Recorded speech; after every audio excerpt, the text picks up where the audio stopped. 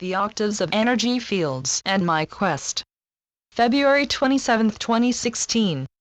Infinite being and all cosmic existence are in multiple forms, in octaves of existence, and dimensions exist simultaneously.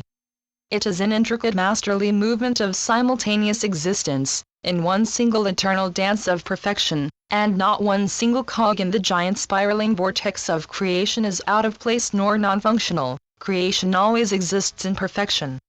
Yet it is then forever expanding onto itself, continuously. Nothing is ever static. The laws of death and rebirth are one continuous cycle, for nothing which is stagnant can ultimately enhance the greater spiraling flux, and therefore it will disintegrate in its stagnancy at some point.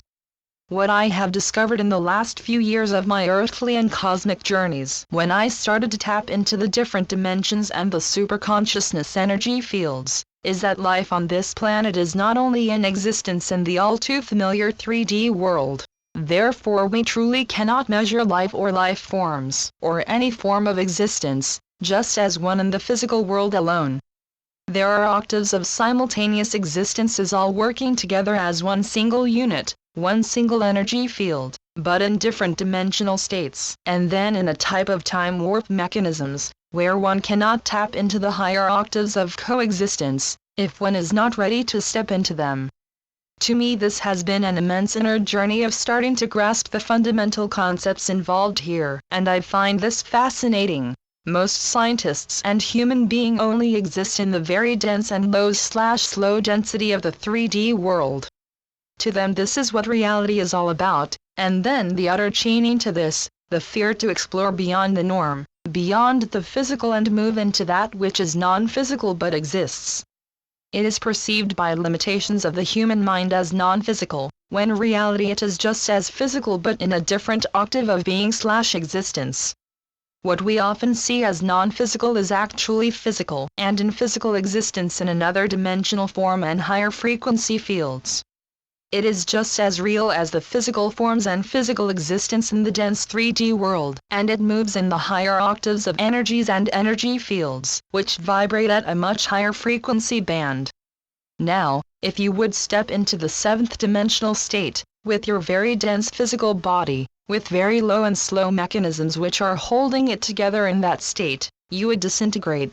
Your physical form would not be able to hold its low frequency band and therefore cannot hold form in the 7th dimensional state or higher. You can however access the 7th dimensional state through your soul, and the soul connects directly to the heart energies, which is infinitely connected and exists in multiple dimensional, parallel lives and universes, in other galaxies simultaneously. It is not bound by the physical form at all, and you can tap into your higher soul frequency bands anytime, and then tune into the other dimensions and the superconsciousness energy fields at all times. Your soul is not bound by anything. It can therefore move in the infinite cosmic spaces of all existences, once you remember how to tune into them. It is when you wish to switch television channels. Some of the channels you can only access with the correct satellite mechanisms and technology. For instance, the pay channels will prohibit you from just using their connections, and then other institutions also have security systems in place, so that persona non grata cannot access this. The same basic principles apply to the superconsciousness energy fields which are held in the collective 12 central suns, and then those of their ilk. It also has its own security systems in place, mechanisms which will prohibit anyone from accessing them who do not have the correct intent, nor the correct decoding systems. There are places on planet Earth where those same energy fields have been carefully hidden and access has been denied to human beings for billions of years, until they finally can start accessing them with the correct keys and codes. However, these are so carefully programmed and therefore intricately encoded that only those with the correct soul integrity and purity of intent will ever be able to access them at this time. The crux lies in humanity and their inability to keep their own integrity, truth, and higher states of consciousness, without at some stage resorting to self-destruction, and with it then sink in the sea of forgetfulness. The greatest lesson to master for the collective mankind is the law of power and responsibility. The use of power, with integrity and within cosmic laws, never to destroy, to use against each other, but to use for the greater good of all, and for the enhancement of what already exists elsewhere in the cosmos. What I have experienced in the last few weeks and months have had me reeling at times.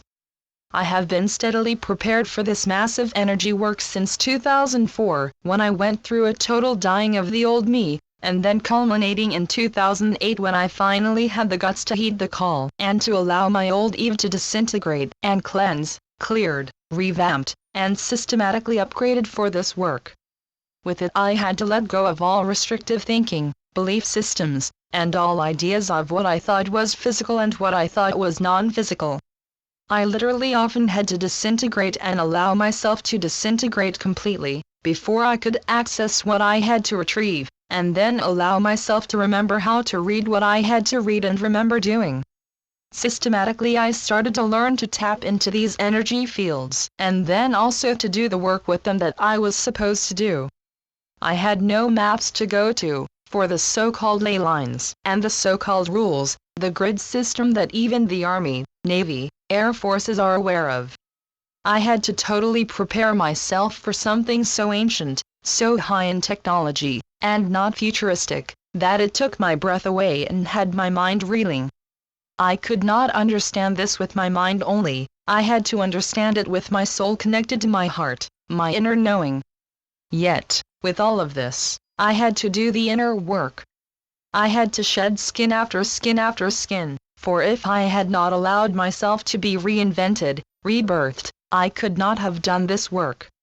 It has been an immense humbling journey for me and one which I have systematically recorded, and culminate in my book in editing, Why I Was Born in Africa, the untold and unrecorded true history of the first ever civilization on Earth, the crystal pyramids and pyramid grids, and the lightning rod of the Earth. Yes, I am humbled to the very core of my being, for what I experienced goes beyond words, beyond expression, as I often experienced such immensity of being and technology, soul expansion, for which I struggled to find the human language to start expressing this. The human language was only given to humankind after the fall, for before that, they had no use for language, for they communicated telepathically. That is also why you will not find their history recorded on clay tablets, nor in hieroglyphs, nor in such like very primitive form, for writing is primitive.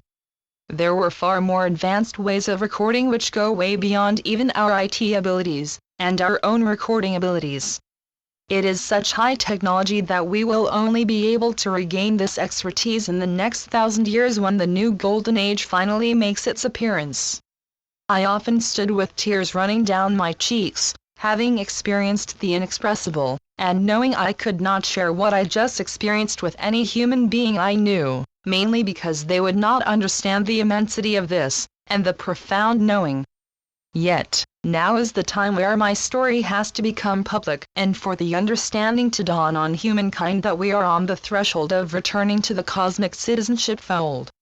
I profusely thank the Lion people, the ancient ones, my cosmic helpers, and those pertaining to this, the divine with whom I cannot function nor live nor breathe, and those who stood by me in this time, even if they could not understand what was happening to me, and why. All I can say is that I would not be able to do my soul readings, if I had not gone on this journey. Since then I have been given this gift to assist me to pay for the journeys I had to undertake and for the writing and recording of this. This forms part of my highest service to mankind, and I am infinitely grateful that I can assist souls in this way, and through my writing and teaching on a daily basis to a global expanded audience. Nothing in life comes without a cost, but whatever this cost me in ways few people even know or understand, I would not have one bit of the journey changed, and I am grateful that my soul volunteered to come and do this work, and I am grateful that no matter how much I was challenged, and how hard the going got, or how hard the initiations and testing, that I never gave up and that I now can gift humanity with this book, the knowledge, and this higher cosmic understanding of energy fields. Here I stand, I can do no other than serve with all that I am. Judith Crusoe. www.judithcrusoe.com